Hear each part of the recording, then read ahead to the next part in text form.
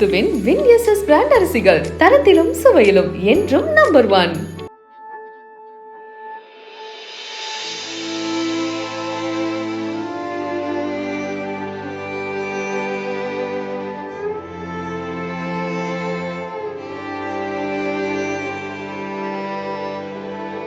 தூத்துக்குடி மாவட்டம் விளாத்திக்குளம் அருகே உள்ள தலுக்கன்குளம் கிராமத்தைச் சேர்ந்த ராஜாமணி சோலையம்மாள் தம்பதியின் மகனான சரவணகுமார் என்பவருக்கு 24 வயதே ஆகிறது.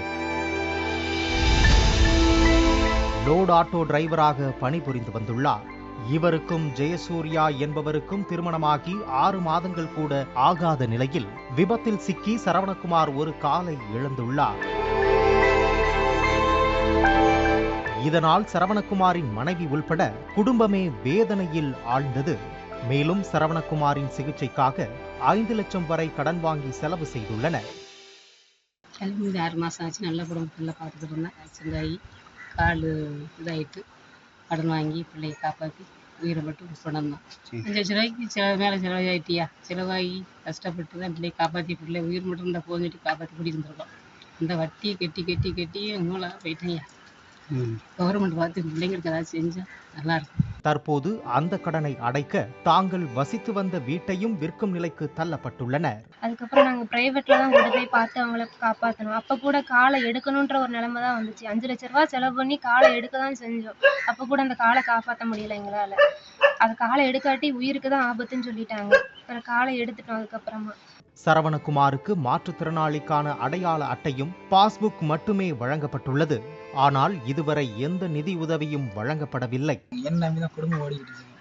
இப்போ குடும்பம் ரொம்ப உட்காந்தோம்னா நாங்கள் ரொம்ப வருமானம் என்ன நம்பி ஓடின இடத்துல இப்போ நான் ரொம்ப அன்னைக்கு சாப்பாடுக்கு நாங்கள் ரொம்ப கஷ்டப்படுறேங்க. 5 லட்ச ரூபா வெளியே வாங்கி தான் நாங்கள் வட்டி தான் பார்த்துருக்கு. இந்த வட்டி கூட எங்களால் சரியாக அடைக்க முடியல. வீடு பட்டா வச்சு பார்த்தோம். வீட்டை காலி பண்ணு சொல்லிட்டாங்க. வீட்டுக்கு காலின்னு எங்களால் எங்கேயும் போக முடியாதுங்க. நாங்கள் என்ன செய்ய பண்ணுறது இல்லை.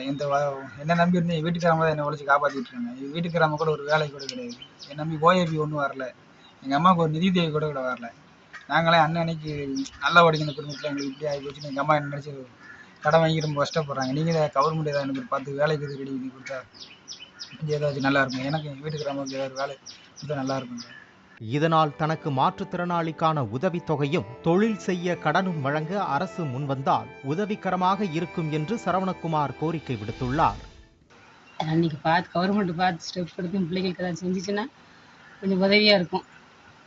அது இப்படி கஷ்டப்பட்டு இப்படி எல்லா குடும்பம் இப்படி இருந்துச்சுன்னா இப்படி ஓட்டு போட மட்டும்தான் எங்கள் ஊருக்கு தேடி வருவாங்க. மற்றபடி எதுவுமே பார்க்க வர மாட்டாங்க.